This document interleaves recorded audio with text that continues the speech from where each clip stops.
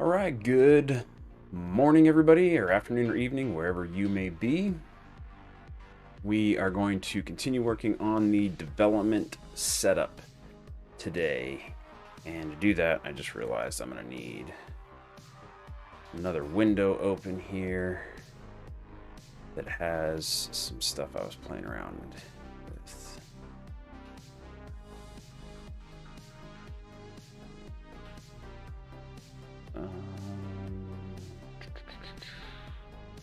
Got plugged in.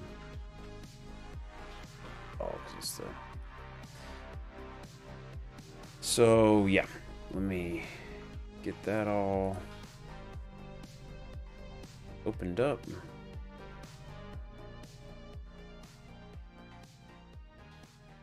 We'll get started here in a minute. It was different.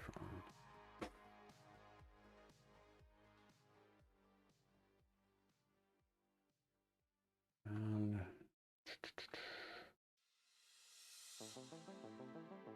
this one.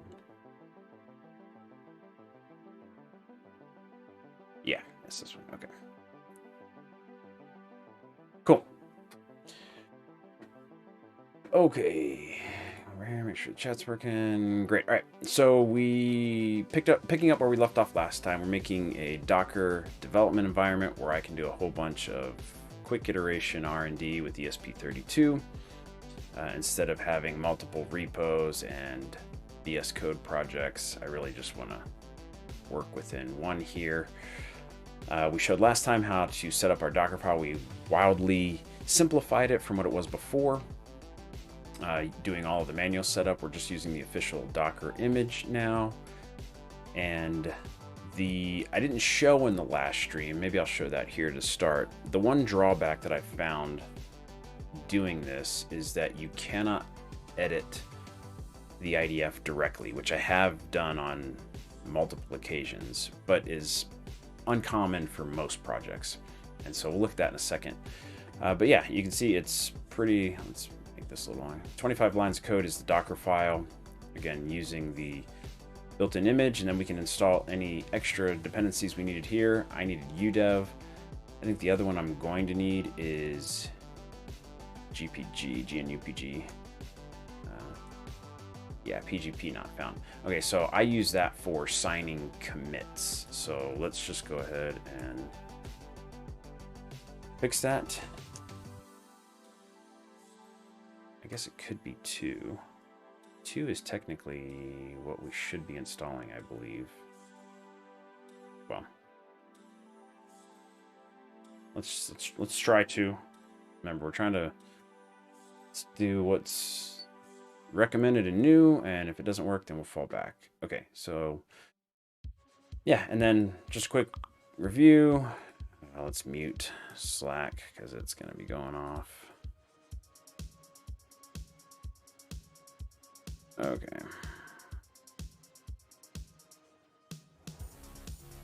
Pause notifications. And let's see, let's pause notifications from everybody.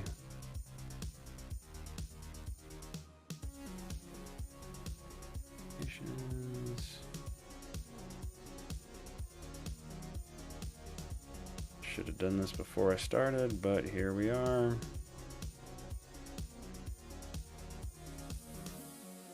Okay. I think that's everybody. Shouldn't get any more of those. And okay, so the dev container here is just saying use our Docker file. We're going to be the default user Ubuntu. Again, that allows us to create files and then have them appear on our local machine as us being the owner and not root. And so that's the remote user. And then this is how we get our device. Again, for this, we're just using a little dev kit C.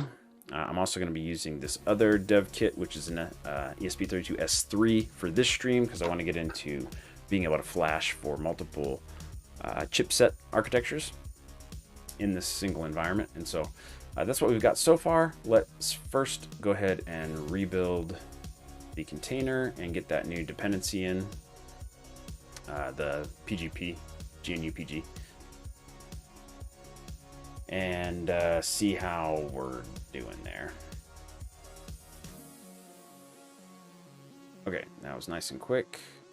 Now we should be able to do PGP. Oh, no? GP2?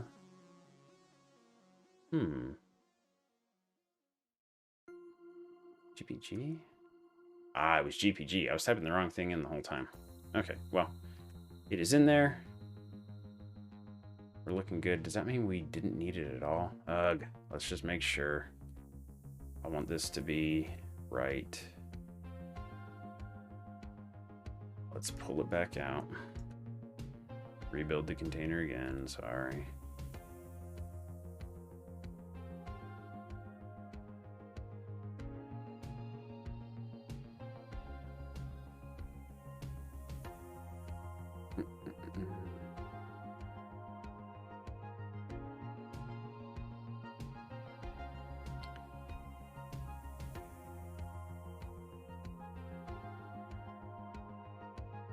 Restream is cool because it can restream to multiple channels at once, but it's kind of a hot mess in the chat and things like that. So, okay.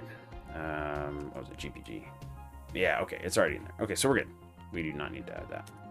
Okay, great. All right, let's get back to the issue at hand here. So last time we were here, we did minimal build. We have not created a repo for this yet, which I'm still working on because, okay, I've got this examples folder, which is where I want to put everything.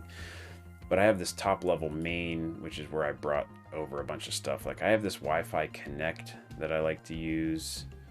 This runtime profiler, something that I messed with that I'll probably pull into another thing. But this is just example code that I pulled over. This partitions.csv, I don't think I even have one down in here. Yeah, I don't for the minimal build because it's not required for that. And again, well, I'm going to leave the build directory because I want to make sure my git ignore does not pull those in. And then this shared components, how do I want to do that? Okay, yeah, let's work on building a new baseline project here. Get all these out of this top level where I don't want them, and we'll see where we land. So for our next example, we're going to do new folder, basic Wi-Fi. And again, like we have to, you know, it's actually probably, you know, a better approach to do this. Ooh, I can't see that because of my mic. Would just be to do this. Copy, paste, and then rename. Call this basic Wi-Fi. And then delete the build folder. And then just edit it from in here. We can get rid of the SDK config. And in CMake lists, everything we want is to be the same. The project, though, is going to be different. It's going to be basic Wi-Fi.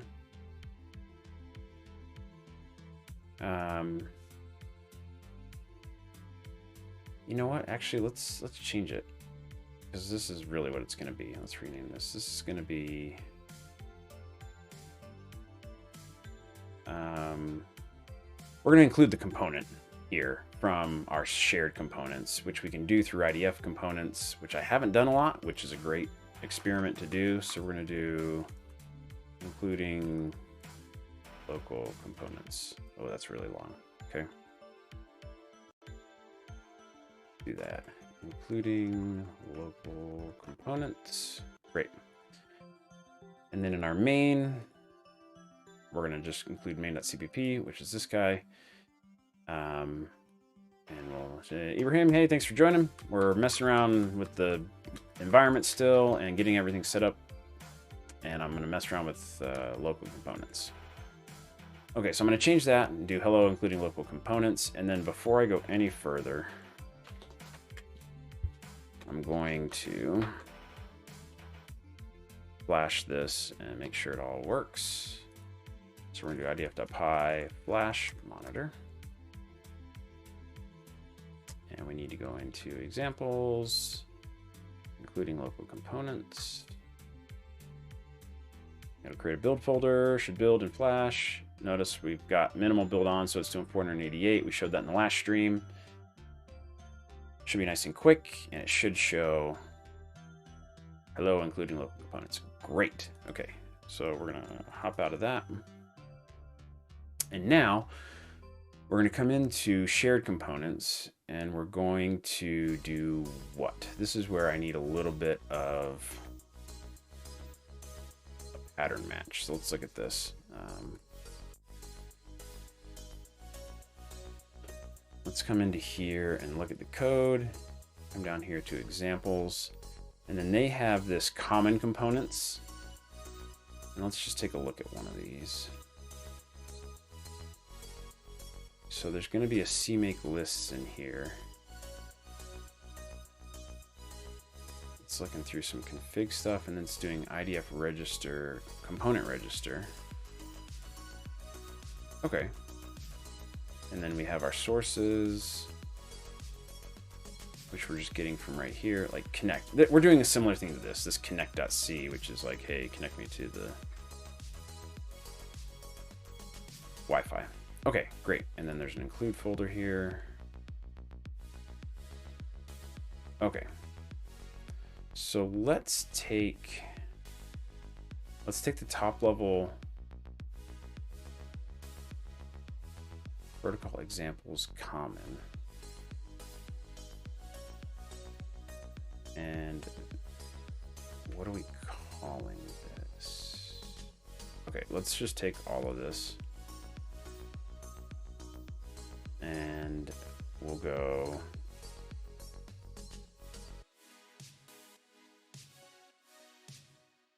into our shared components. We'll do new folder. Am I posting this on GitHub? Ibrahim, at some point, probably. I want to get it into a state that it works and has all the things that I'm doing. I hate putting half finished stuff up there. I know that's like against the Git, like it's fine, put half finished stuff up there, but not yet. That's the answer. I'm not gonna post it yet. Okay, so we'll do Wi-Fi connect as the component. And we'll do new file under that called cmakelist.txt. And let's just drop in this. And this is for bringing in other components. I think I only need, as a bare bones, I need the component register. This is if what, yeah, okay, so I don't want to do any of that. Set sources, and then I do sources here, include. Yeah, okay.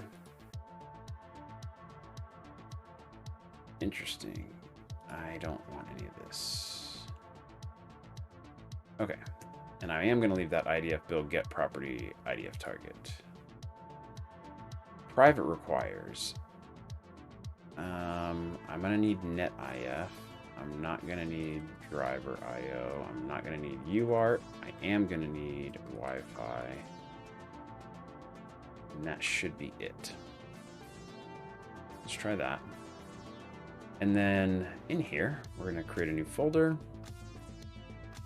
called include. And then now let's start dragging these out. So I don't need this main CPP. I don't need kconfig. I don't need cmix. It's really just Wi-Fi connect. We're going to drop in include. And Wi-Fi connect C, we're just going to drop in Wi-Fi connect. And then I believe I can get rid of the rest of this main. We're not going to mess with any of this runtime stuff now. So delete permanently.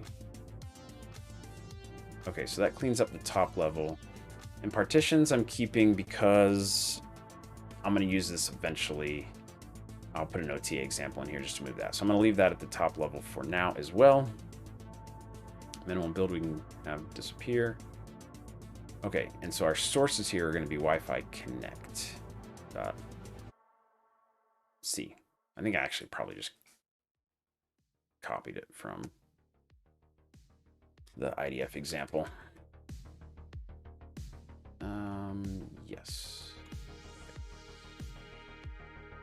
let's do that. And then let's just take a look at Wi-Fi Connect C real quick. If I have any kconfig or config options in here. Ah, yeah, I have this DTF Playground SSID. Okay. So, I think those are the only two. Yes. Okay, so let's rename these. And can I Control Z my delete? Yeah, there we go. Oh. Would you like to undo, create, include? No. I want to bring my kconfig back. Forget it. Forget it. Okay. So we do need to have those taken care of. So let's grab, I have the kconfig over here. This is from my deploy the fleet playground, which is a repo that I have posted. And we're just going to grab it. And I think we can just drop it in here. So we're going to do new file, kconfig. Let's just drop all this in here and we're going to rename some stuff. We don't need this product ID, but we are going to do menu Wi-Fi. So if you include this, you should get this. We're going to call it, instead of DTS, prod ESP32 and prod ESP32 2332. Okay, and then we'll rename them in the component file.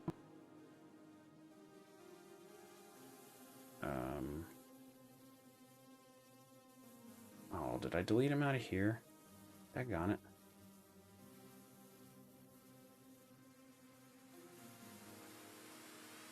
Include, I did delete them out of here. Dang it. Okay. Jeez.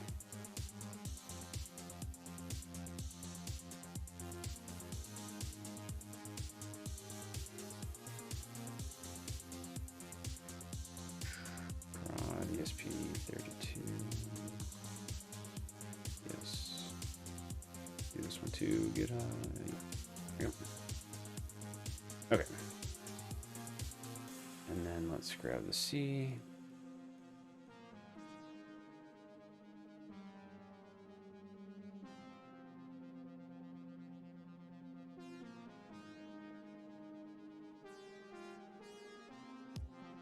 Okay. Then we're going to do a %s. No. %s forward big underscore DTF underscore. Ooh, playground. We're going to replace with config underscore prod ESP32 underscore playground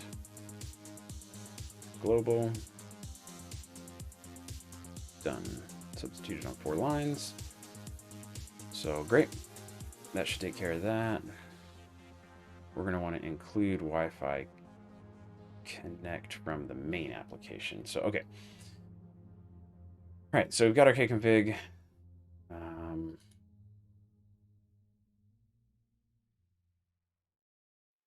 And change this to production ESP32 playground. Okay, I think that's everything. And then our CMake list is Wi-Fi Connect. We're gonna include the include. That means we can use Wi-Fi Connect. Great. Okay, so that should be a fully contained component that we can now use in any of these other examples, including our including local components. And so over here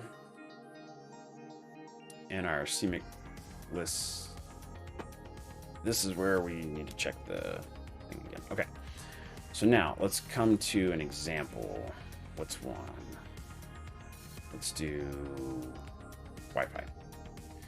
And we'll do just whatever, like this stupid getting started. Okay, getting started. We come in here and we do station. There's going to be in main, this IDF component YAML. And you'll see, it doesn't here. Okay. Maybe this is a bad one to use.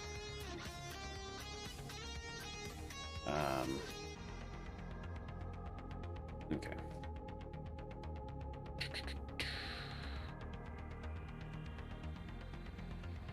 me another one.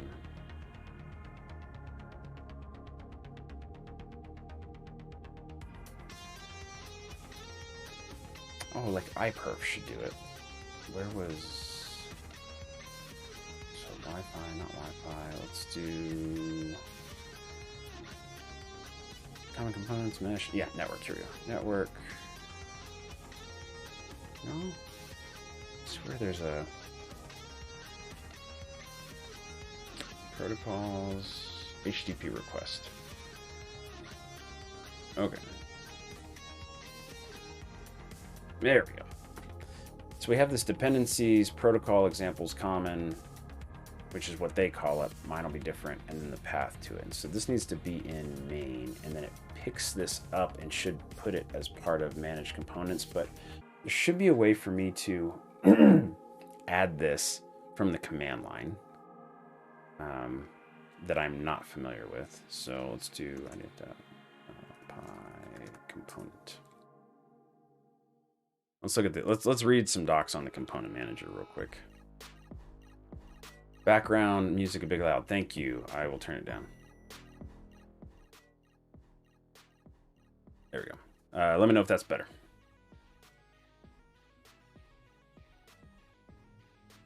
Pure Engineering, EJ Tech, thanks for joining in. Messing around with component stuff. I've not used the component manager from the command line. That's what I'm messing around with right now. Add dependency. Representation. Namespace name. How do I do local?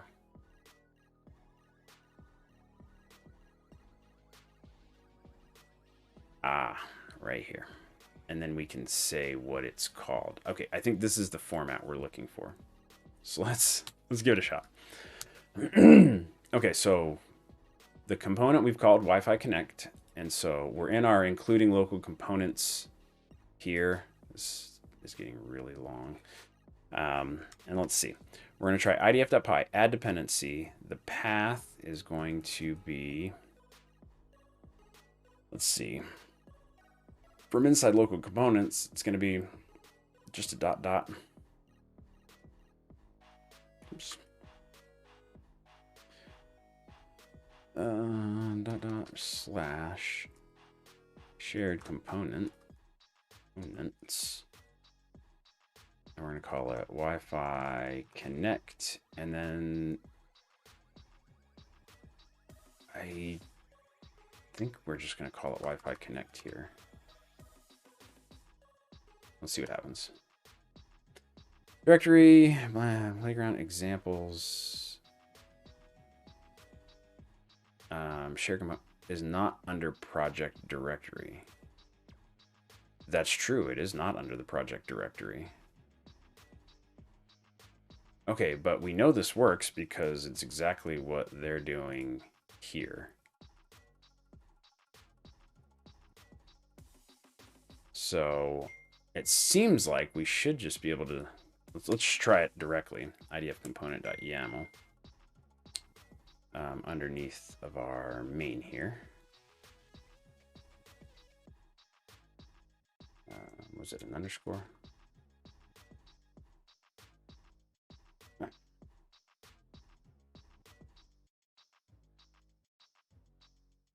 Okay. IDF underscore component YAML. Yep. Okay, and in here, IDF path. That's not what we want.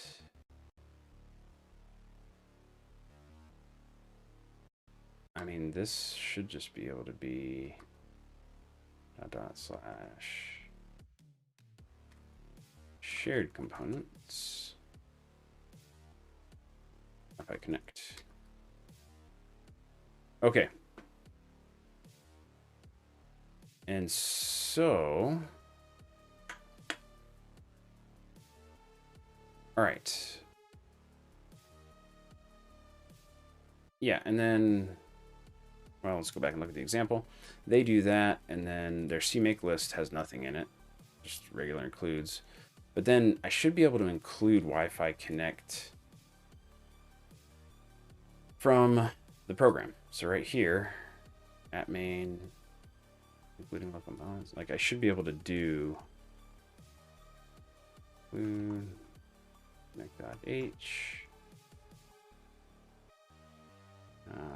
Yeah, and then I should be able to do connect, like, yeah, literally just like that, connect to Wi-Fi. Oops.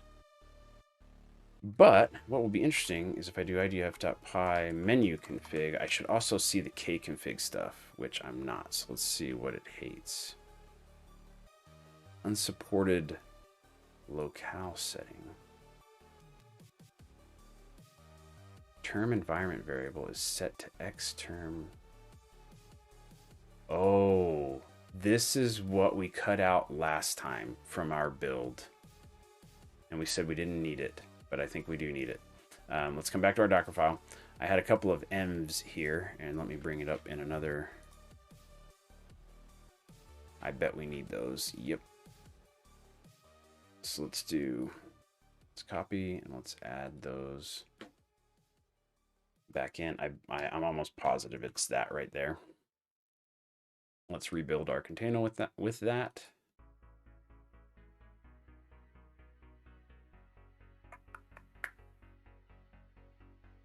Okay. I don't know why it launches that twice. It's weird. CD examples, including components.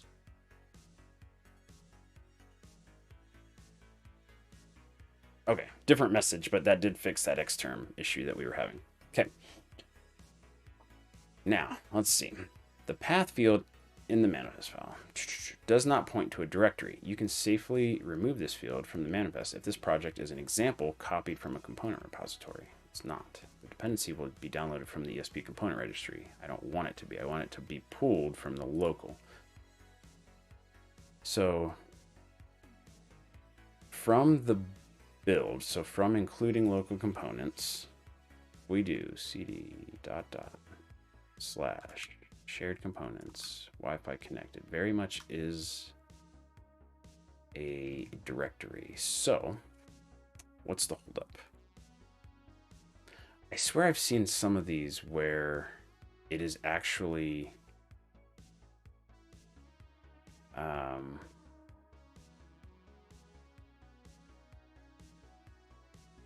a relative path.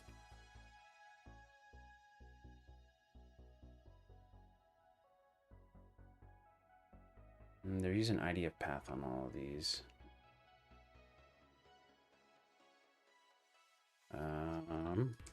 Oops. Ah. This could be our problem.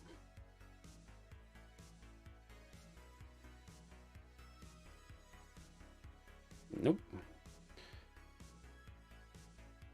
Okay, so back to, you need two dot dot. I don't think I need two dot dots, but let's you know, Ibrahim.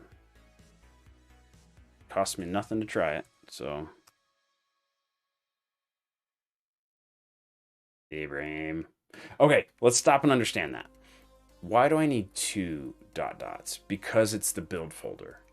Because I'm in the build folder.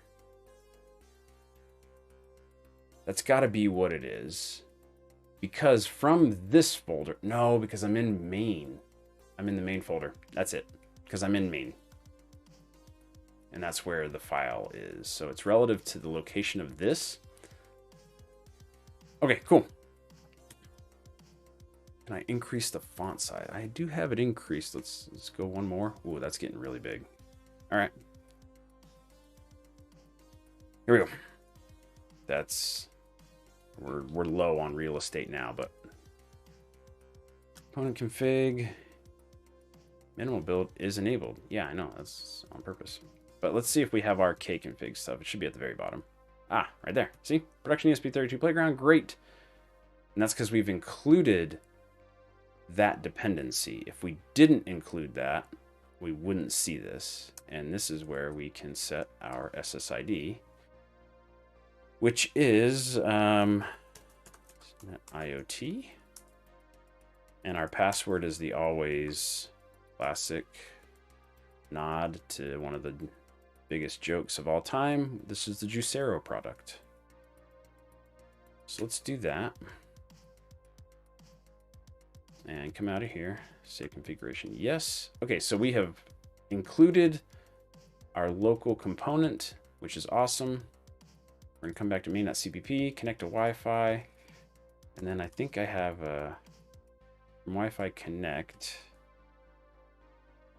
Is Wi-Fi connected? Okay, cool. So, and we should see that happen. All right, let's flash monitor.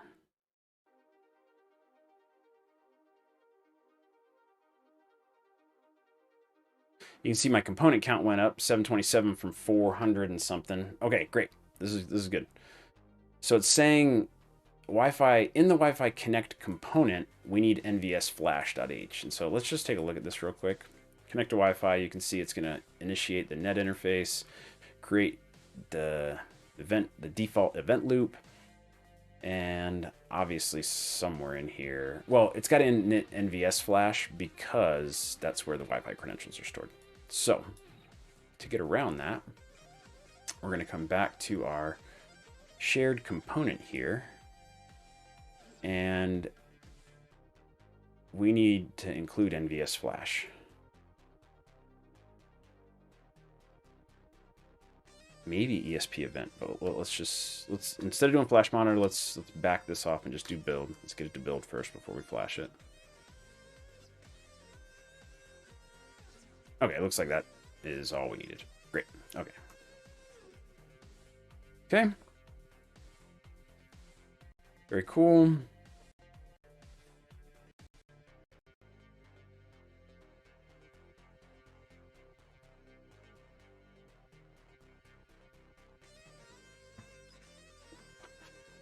Oh, looks like we're crashing and rebooting. Looks great. ESP error NVS not initialized. Oh, because I'm not handling. Yeah. Okay. So let me grab all of this. Initialize NVS. Let's just. Okay, for now we're gonna get past this. I don't know that this is how I would like to do it, but in the connect to Wi-Fi, so we're gonna create all this stuff. We should also init NVS flash.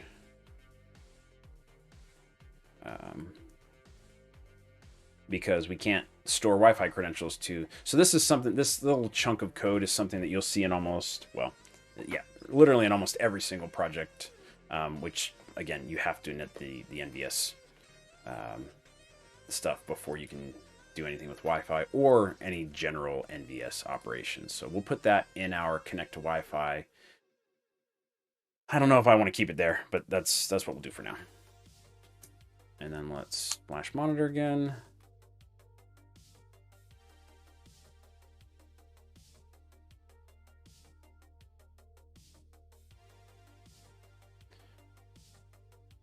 NVM. Okay, pure engineering.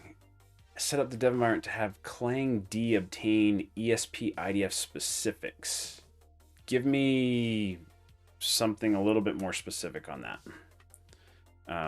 What do you mean by obtain ESP IDF specifics? Let's see why we're rebooting now. Invalid placeholder. Brownout detector was triggered. Oh, I guess the Wi-Fi on this. Okay. Brownout.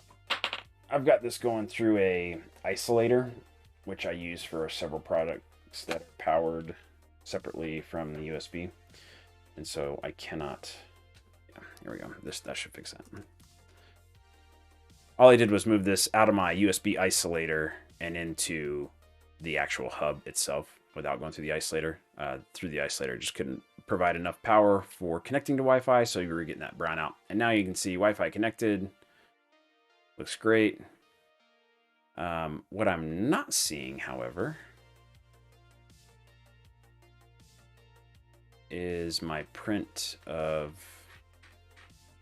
What's my while doing? Oh, it's just printing a new line every 1 second. But it's not. Auto completion on. Oh, in NVIM?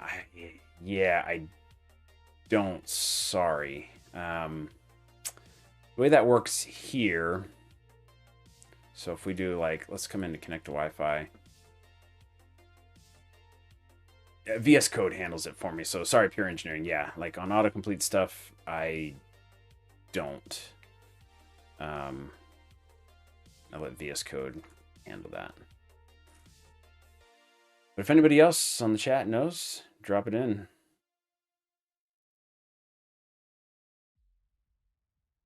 Yeah, I'd be interested in pure engineering on that setup with Clang. Are you using the IDF directly? Because I mean, it scaffolds all that stuff through CMake, but it sounds like you've got a pretty custom setup. But I'd be interested to hear more. Okay, why didn't we come out of connect to Wi-Fi? Do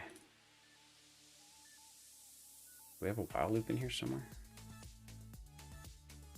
No. We should just say connected. Wi-Fi net STA finished, so we got there.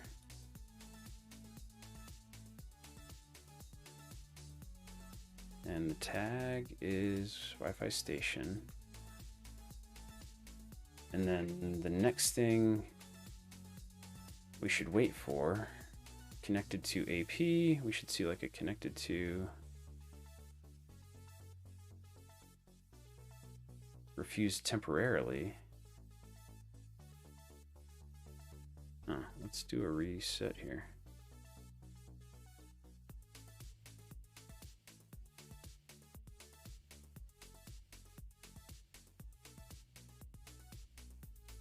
I wonder why it's... So it's not fully... Yeah, because it's not getting an IP address. Address. Dang it. I was doing some testing for a client. And I was testing some failover stuff. And I think all we're dealing with right now is maybe that I've blocked that. Let's find it.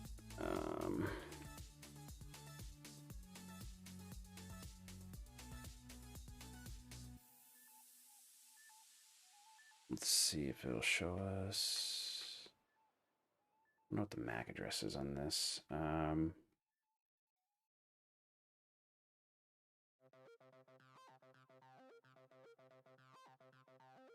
I think that was a different device I was doing that with.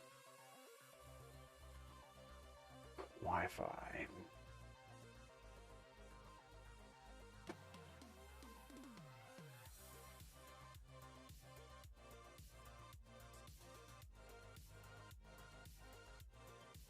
Oh, because it's, I've got 2.5 and 5 going on it.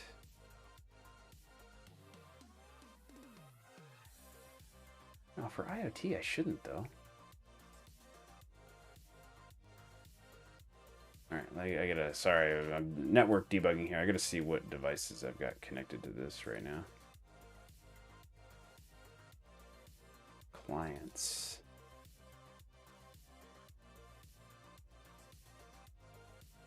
Espressif.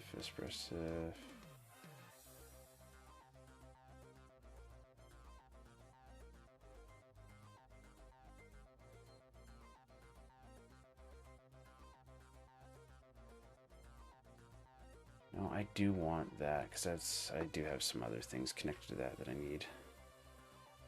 It should still connect though.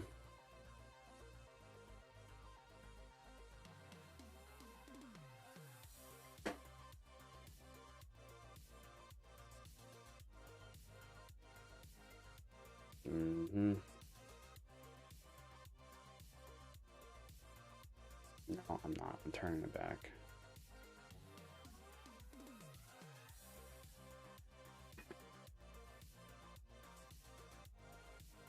All right. I gotta wait for my network stuff to reset for a second.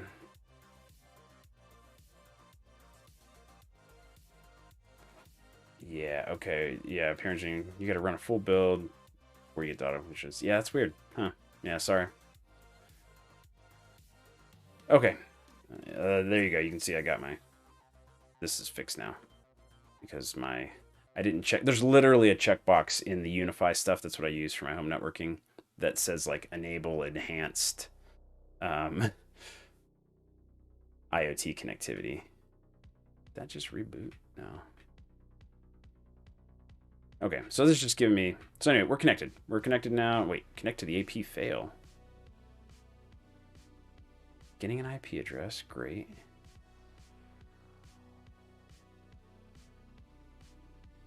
Yeah, why is this so... Okay, let's come back in here. First of all, change this to 5 seconds.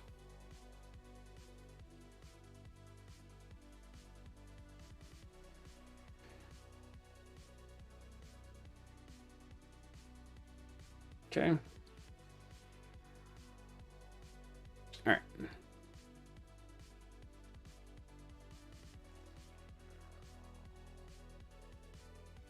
That's weird. That's weird. It's still just printing. It's not printing this now. Why is that? I'm in local components. .c. If Wi-Fi's I should only see these two things printed. Why am I still seeing this?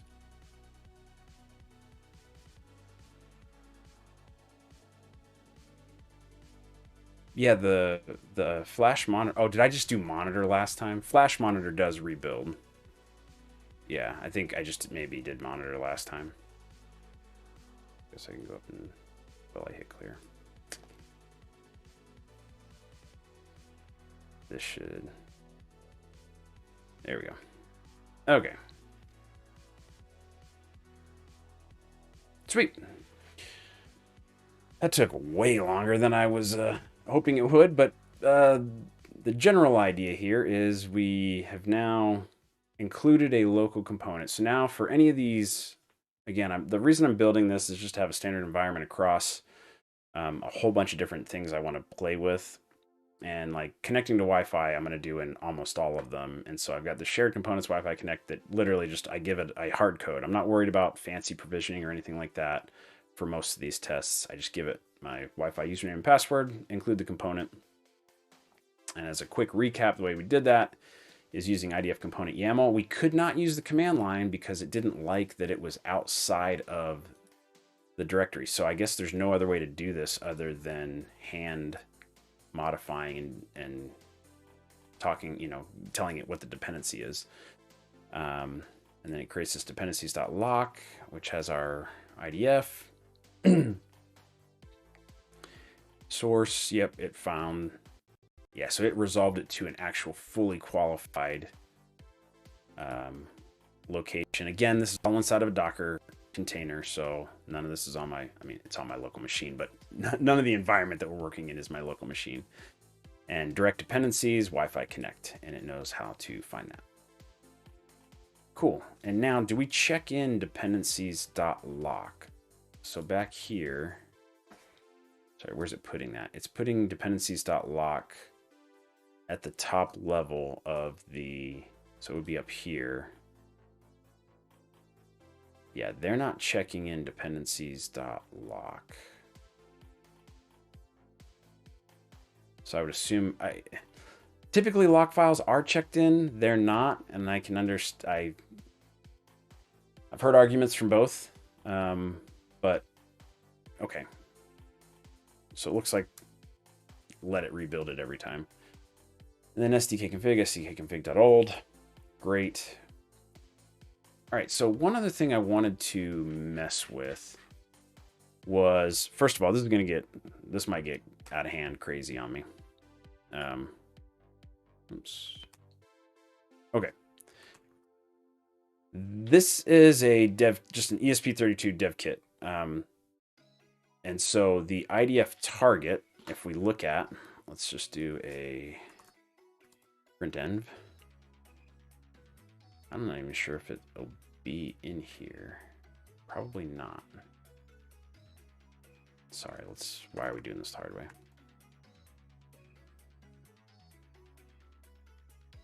Okay, so we've got IDF path. We are not specifying the target. So I guess it figures out the target on its own. And so what I'm going to try to do now is I've got this S3. This is an S3 dev board, so it's got an ESP32 S3. So different chip. I'm going to plug this in and see what happens if we flash monitor this. Okay. What did we get? Ah, there we go. A fatal error occurred. This chip is ESP32S3, not ESP32. Wrong chip argument? And the answer is yes. And so now in a single unified environment, I wanted to... This is already getting so long. Of course, my font's big. Sorry, I know everybody wants the font bigger, but I'm going to make this the size that I actually have when I'm developing, which is that. It's that. Okay, so it's not horrible. I mean, including local components is really a long name, but okay. But what I wanted to do, and what I've played with in another project here, is where did I put that? I think it was just in the Docker file itself. Nope.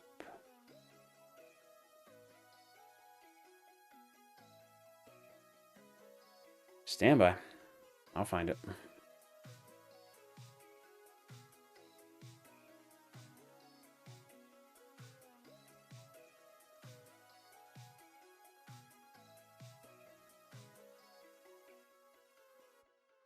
Oh, I edited it. I edited it locally. Okay.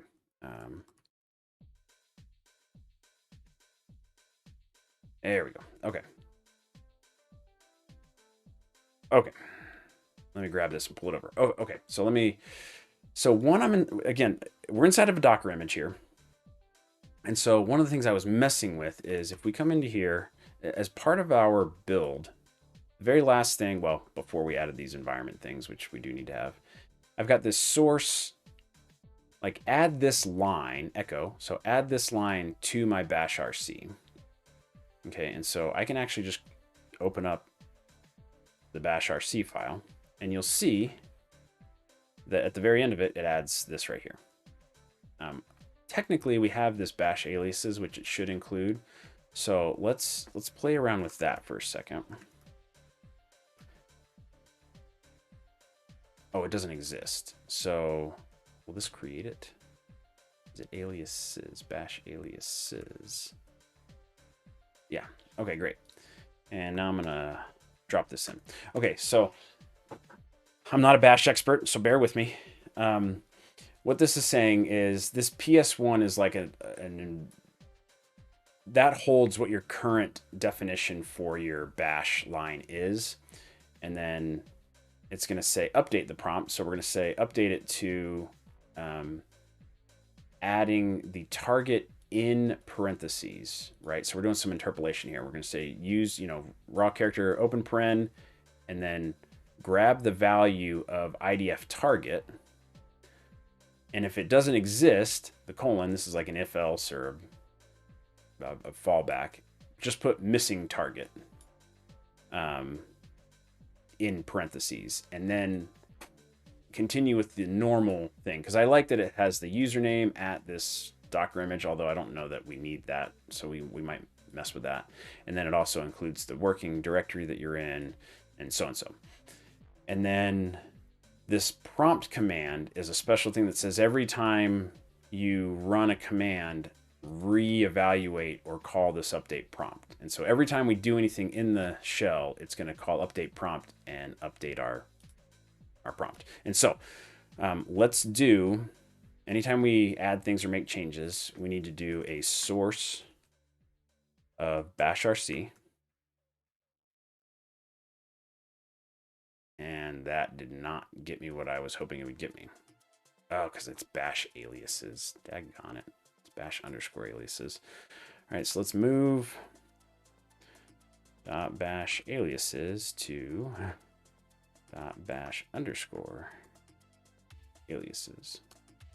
And let's source again. Okay, great. Okay, so you're seeing here, because it didn't find an IDF target environment variable, it's saying missing target. IDF by default falls back to the target ESP32, which is why it worked when I was programming on this guy. Okay, and so what I can do now is, and I want to put some tooling around this. We're already getting to the very end of this, but let's do a export IDF underscore target equals ESP32 S3. And you'll see it reevaluated, and it tells me that's what I'm working for. And the reason I want this in this kind of an environment is I'll be using a bunch of different boards and chipsets. And so it would be nice to see at a glance, hey, just so you're aware, you're building and editing and all this stuff as far as IDF is concerned for the ESP32 S3 chipset. And so what I believe I should be able to do now that I've set that, and it's showing me that I'm ESP32S3, is I can do an IDF.py full clean. And then let's do an IDF.py build. Okay, so yeah, this is what I was going to say. Project was built for target ESP32, but environment variable is set to ESP32S3. And so it says I have to run this. So these are things that I'm interested in knowing and learning, because I want to have some kind of environment tool where I can just say, hey, set it to the H2 or the P4 or the S3 or the C6. And then I can just do a clean and build and everything should work. So let's do IDF set target ESP32S3. So now it's going to regenerate my SDK config. It's done. I'm just going to try flash monitor straight up. I still have the S3 connected to my USB port.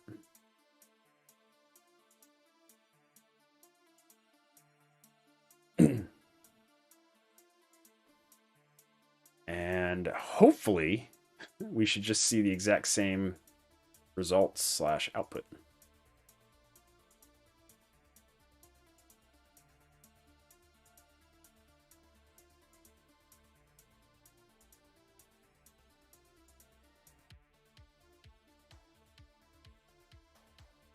Connect to the AP failed. Interesting. I wonder why that is. Oh, why is that? Failed to connect to your SSID. Okay, so when I did set target, it said it was going to. Like, I just ignored it. It regenerated the SDK config. So now I feel like I need to do a stream where I go deeper on. So you can do SDK config defaults per chip, and it will handle that. And so in this case, I would want an SDK config defaults file that had the username and the SSID and password. And that way, anytime it regenerated SDK config or any other defaults that I'd want to set in the project, to have it build. Okay, so this comes back to something that I still waffle on and struggle with, which is where do you keep SDK config? So what I've done on some projects is you can put this in the build folder so that every time you build, it's regenerated. And then you don't have sort of this issue of, hey, your SDK config was built with this and that. If it's in the build directory, it's just going to delete it and rebuild it anyway. But I also believe in checking it in, because then you can see very deterministically what changed between versions of your project. So if you made some change in SDK config and it shows up, it would be nice to have a history to see, oh, in that release, you know, this obscure setting in SDK config changed. So I like it for that. I suppose you could put it in the build, exclude the build directory using git ignore, but allow the SDK config to be checked in as under the build folder. We could add a copy command to the end of the build process to copy it back up, so it's generated in the build folder and then copied out. I'm going to think about that a little bit more, but I feel like there's a way to do that other than just you have to have it, because this you run into this a bunch where if I had an SDK config defaults, it doesn't just get included. Like, you have to regenerate the SDK config file to apply the defaults anyway. And so you end up having to manually delete it and regenerating it anyway, which feels clunky. So I'm gonna have to think about that some more. But in the meantime,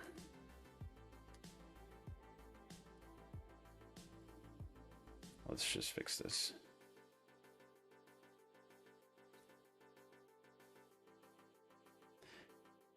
I also wouldn't check in this defaults anyway, because you would never want to check in your credentials. Some stuff to think about. I'm not sure what the right answer is there.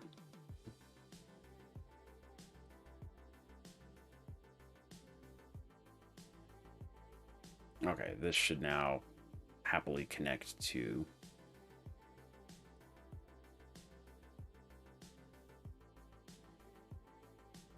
can we make multiple per target configs and just give path for so UGTech, that's a great question, and actually the IDF handles that natively by naming convention. And so you can create sdkconfig.defaults, which is like your overall, here are the defaults I want applied. But you can also do things like,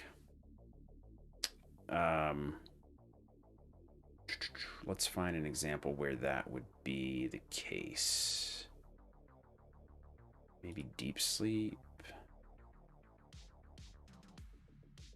No. Like console actually had. Nope, not console. Let me see if I can find one for you. I know perf was one of them, and I just have to find iperf. Like, where did I see that? Examples, common components, low power, mesh, network, peripherals, PHY.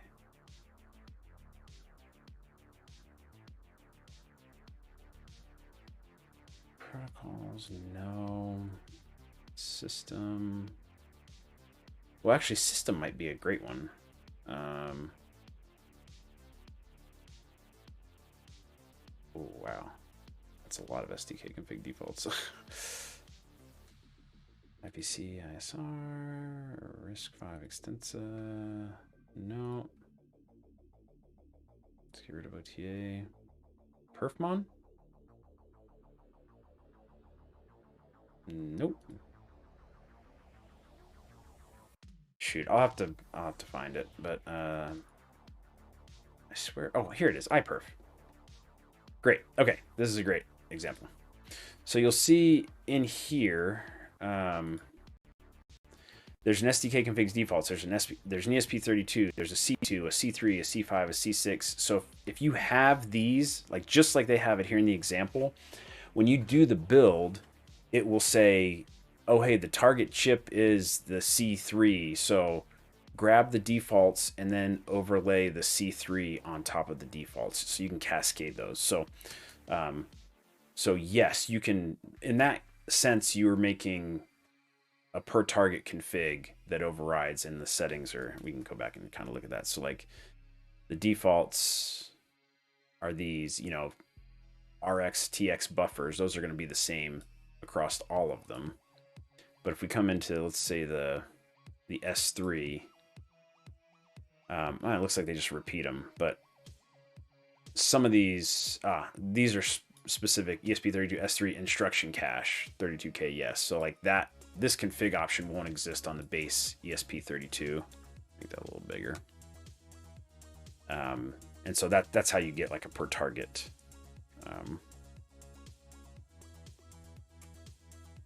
Build. Okay, so I think I'm just about at time here, and we're about at an hour. I think this is like the start of an idea. I'm not entirely convinced that we're there yet. I do like that it shows the target here, so leaving that, but switching targets isn't going to be like, we have to call the set target and then it's going to rebuild the SDK config. So let's just try. I think I have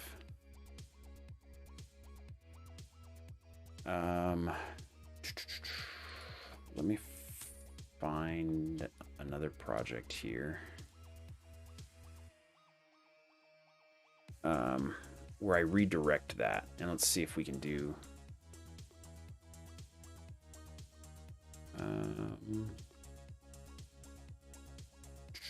I'd really love to just get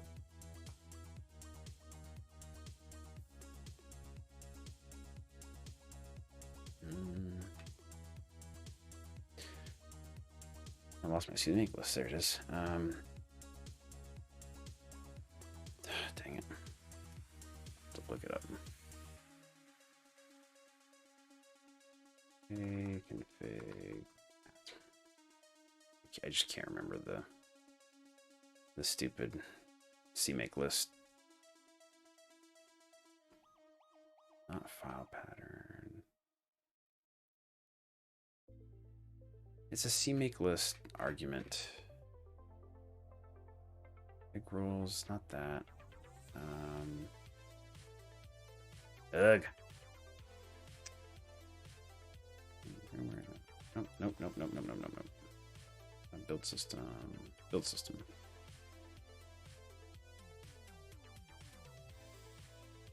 CK config. Yeah, 59.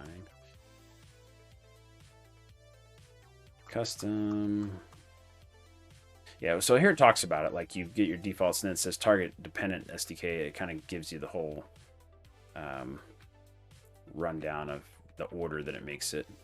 But there is a way to change the directory, and I'm just not remembering it off the top of my head.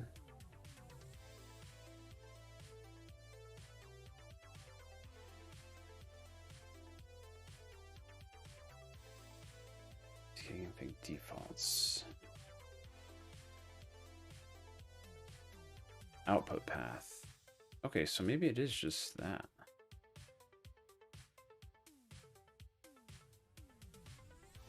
And we just say SDK config.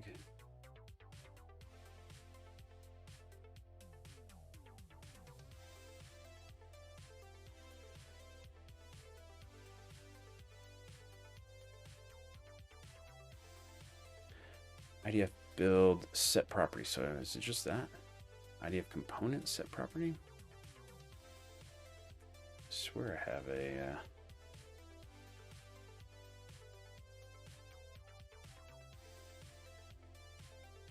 oh, it's right here. Right, stare me in the face. Okay. And then I'll call it a stream here. So let's come back up to, we're back in including local components. Top level project. And before we set the project,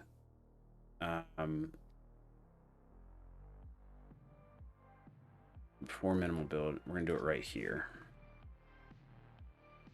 Set SDK config. So we're going to say the... Is that really what I want it to be? Binary there? Ah, let's just... What are we doing? This is why we have this. Just play with it. Delete permanently. And delete the old. Yes, you can also give target arguments for during flash. That is correct. You probably weren't asking, you were saying. Yes, I agree.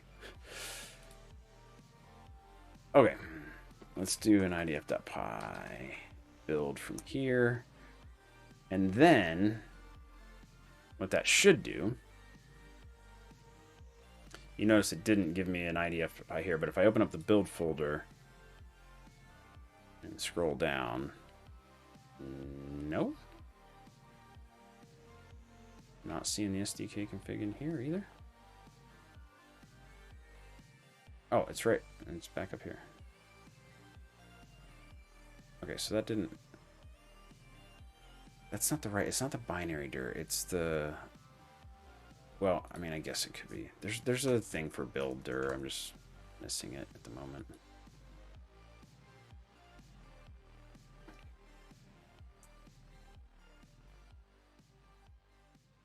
Nope, that's putting it right back up here. Interesting.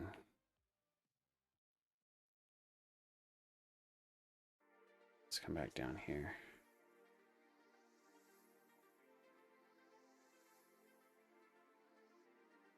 Builder. Directory to place ESP build related artifacts that generate text defaults to CMake binary dir. So that's why, yeah, I was like, I don't know why. So that's correct. CMake binary dir. So we're doing something else wrong.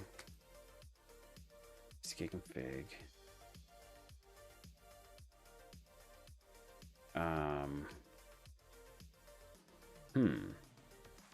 So that's where it should put it, but it's not.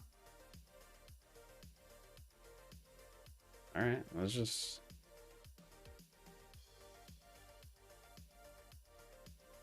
I'll include builder.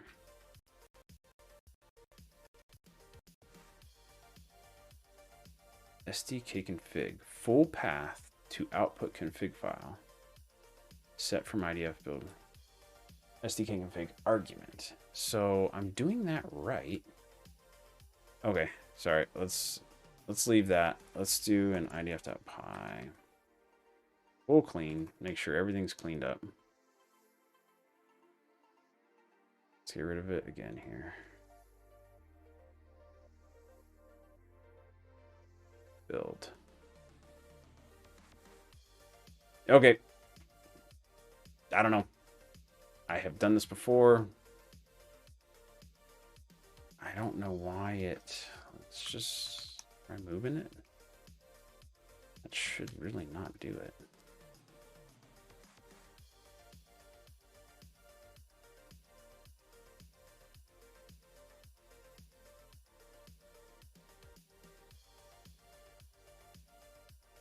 Yeah, it's really... I mean, I have the project open in another window where I'm doing this. So I don't know if it's an IDF. It's using a much older version of IDF. So I'm not sure if they've somehow managed to stop supporting that.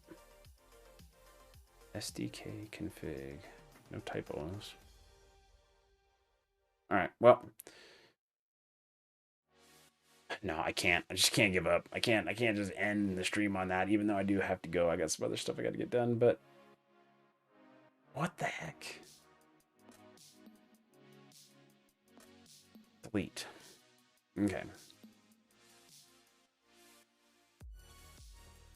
I wonder if I've got to do like this. IDF build set property.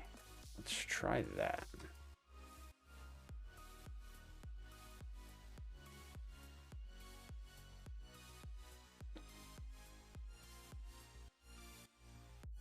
You watch, it's gonna reappear right here.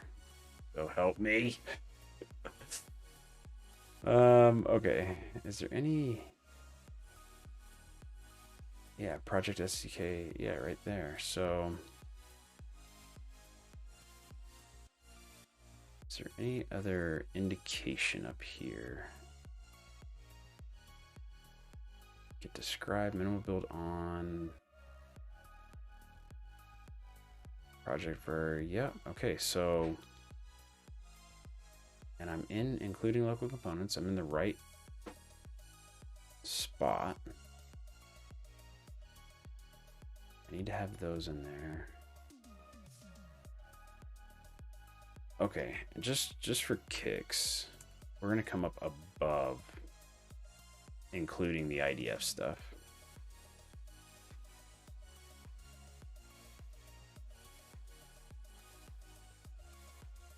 Clean.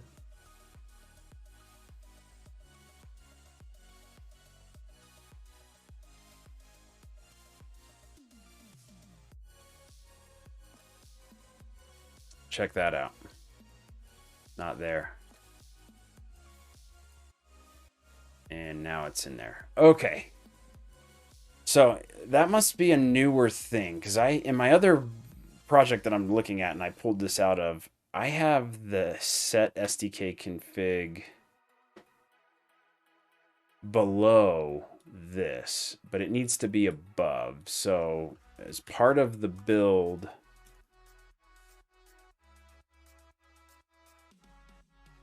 above to set. Okay. Okay, great.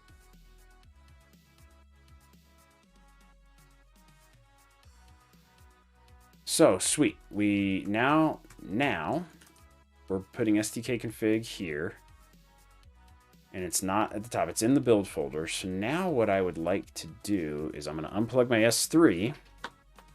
I'm going to plug. Well, sorry, we got to do a couple more things here. We got to do a couple more things. We need. How are they saying we should do it?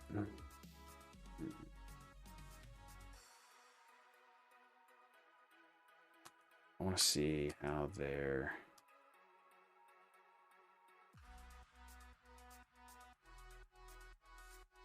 Well, let's just come down to one of these examples. Wi-Fi, iPerf. Here. Let's look at their CMake lists.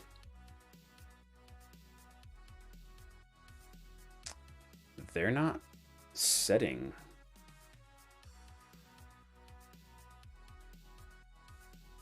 So again, they're not setting the CMake list defaults.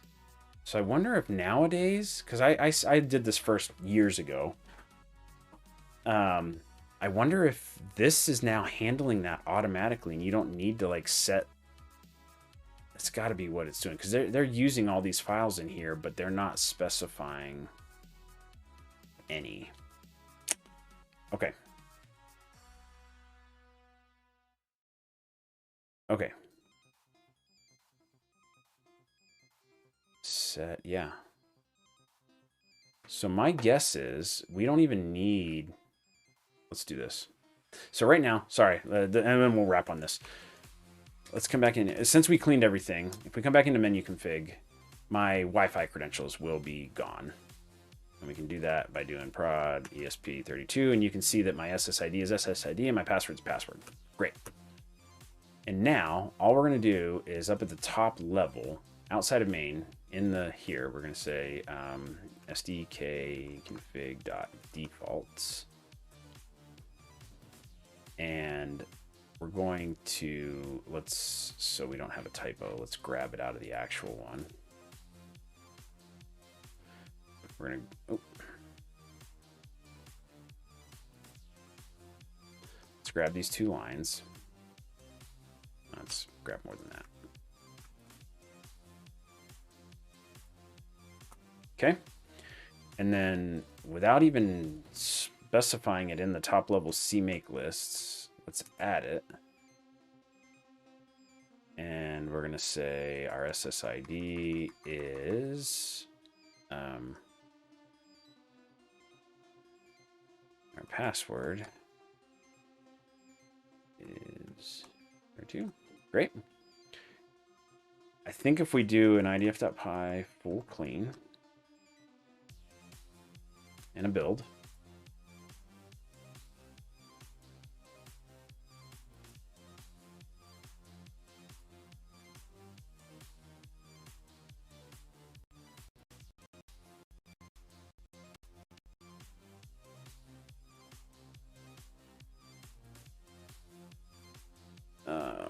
and then let's do idf.py and new config.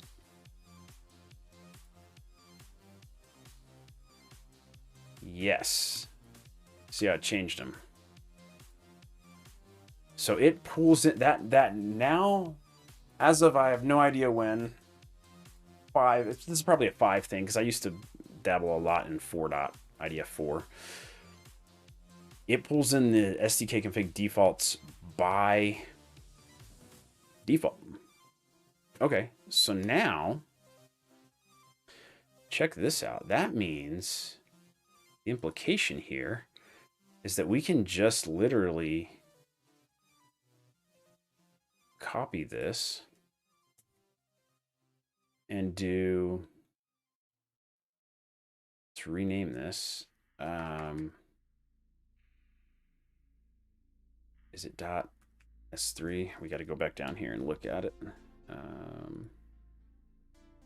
ESP defaults .esp, the chip, the architecture. So ESP32 S3. Okay, and now we're going to say instead of Juicera2 as our password, we're going to say this is ESP32 I am S3. That's his password. Okay. And do an idf.py full clean. And then idf.py build. And now, to save us time, we're going to just open up the SDK config file directly instead of opening it up in menu config. Sweet. Okay, I learned something new. I did not realize it would pull these up automatically without specifying. You can specify, I guess, additional ones, custom ones, but the build system grabs all of them by default for you. So what that means now is I'm going to drop the S3 here because I don't want the wrong one. And I'm going to do an idf.py full clean. So earlier on, it took us a while to get here. Earlier on, I tried to just switch the target from ESP32 to ESP32S3, and I flashed it onto this, and, well, the build didn't work because it was like the target's wrong. And I needed to regenerate SDK config. Now that should be happening. So if I do export IDF target equals ESP32, because we're going to go back to this guy, and I hit enter, it's going to say, now I'm working on ESP32, not ESP32S3. I'm going to do an idf.py full clean, and then I'm going to try and do an idf.py flash monitor, and now I'm hoping it doesn't give me any issues because it's regenerating, it's pulling in my defaults, and so now literally I've got a C6 over here, I've got an H2 I think it is over here. Like for any single one of these, I could just set the IDF target. It'll show me in my little new prompt thing, and then I should be able to flash monitor, no issues whatsoever, on a very trivial example. Obviously with more complicated ones, yeah, sweet. There's probably some target specific SDK things that we would need to set, but we could handle that just with those build files out of the box. Cool. I like it. So, and I do like this showing, I don't like that there's a space there. Let's fix that.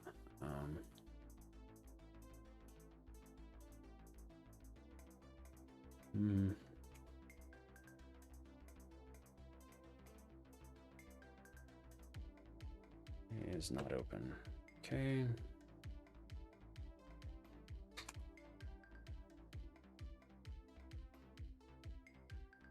That is because of this. Let's get rid of that.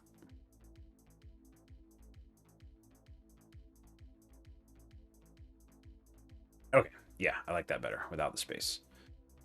Okay, and I don't know that I care. Like, I really don't care about that, but I don't want to get too fancy into the overriding of the prompt. You know what? Dang it! I got so much stuff to do. Let's AI this thing. Okay. Currently, my bash prompt includes the user and the machine info, as well as the current working dir. Overriding that to add in an m variable to the front, but I would also to remove the machine info and shorten the remove the machine info. Modify the hash to achieve this. Let's see what it does. Since it's a protected file, it's going to be like, well, maybe not. Run bash command. Let's just let the machine do its thing. This is another reason why I love working in Docker. Like, I really don't care what the robot does. Like, the robot could completely delete root and it doesn't matter. Like, it has, even though they've wrapped protections around, and like this, it'll say the model wants to edit files outside of your workspace. I don't care. I'm in a Docker container. I can just blow it away and rebuild it. So I'm not even going to read this. I'm just going to hit allow and see what it does. I created a custom prompt that removes the original host name and a whole bunch of other stuff it's splatting out. We'll display the ID of target, followed by just your username and current directory. Are you sure? Source. -rc. It indeed does.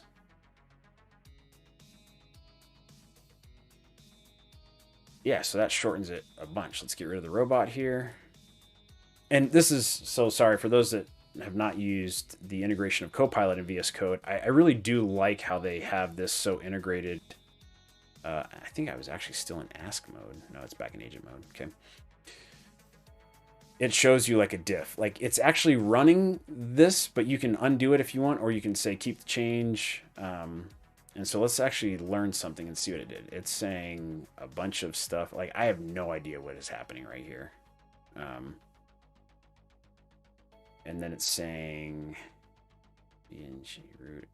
Seriously, like, I can't. I'm sure. Let's see. Let's come back. I'm sure it explained it all.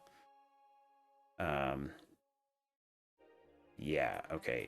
There's some shorthand here. /u is the username, /h is the host name, machine info, w is the current working directory.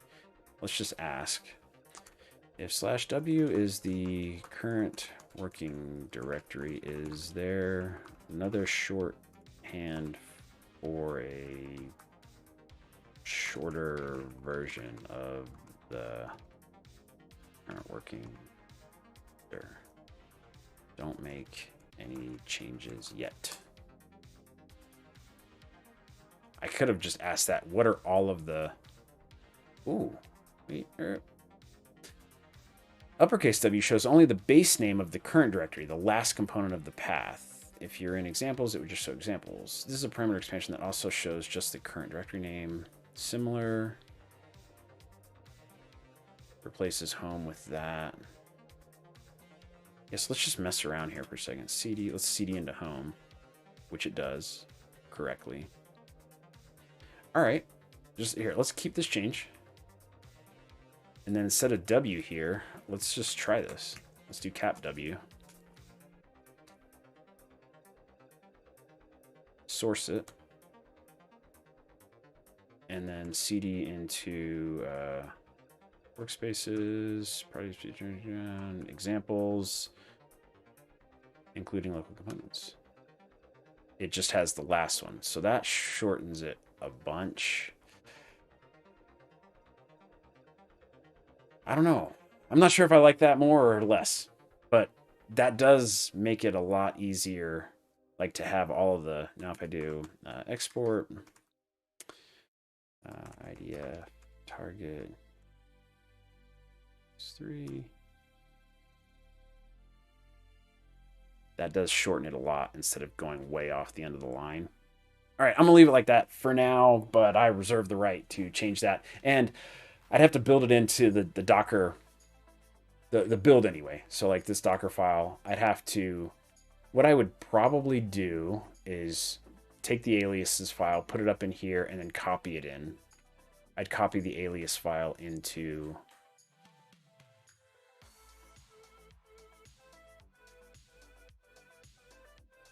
this. We are so close. It feels like the ending point just is never ending, but let's do it. I'm gonna do copy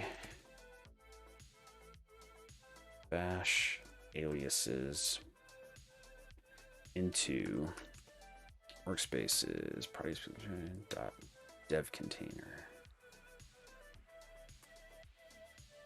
All right, sweet. So now I got this bash aliases here, and now in our Docker file, I think I can just do a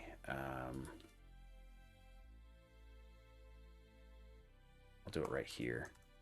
A copy, yeah, like that. All right, let's rebuild and see what it.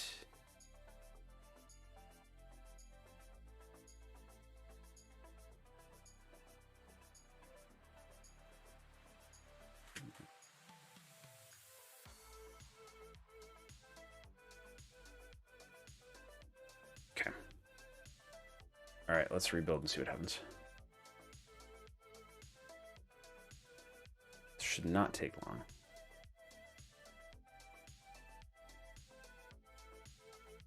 Awesome. Look at that. That just worked. Okay.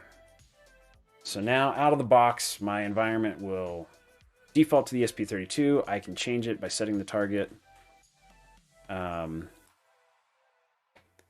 And let's see, let's go into examples.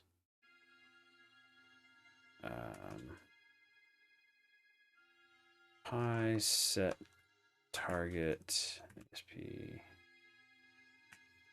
Was that the form? Was that? Okay. App or grab ID underscore. Okay, it did not. Okay, so see that, and that's why I don't really want to do it at the IDF level. It does not reset it up here. It just resets it locally. So yeah, I don't like that. Yeah. Okay, so that's not how I do it. Sweet. All right. I'm way over time. I needed to go like a half an hour ago, but I appreciate everybody dropping by and joining and watching. Building this dev environment, it's coming along nicely. I need to get it all compacted and I'll make it into a repo for myself. I'm not ready to share, although anybody that's watching can see exactly what I'm doing. So I am sharing it by that approach. So I appreciate you watching.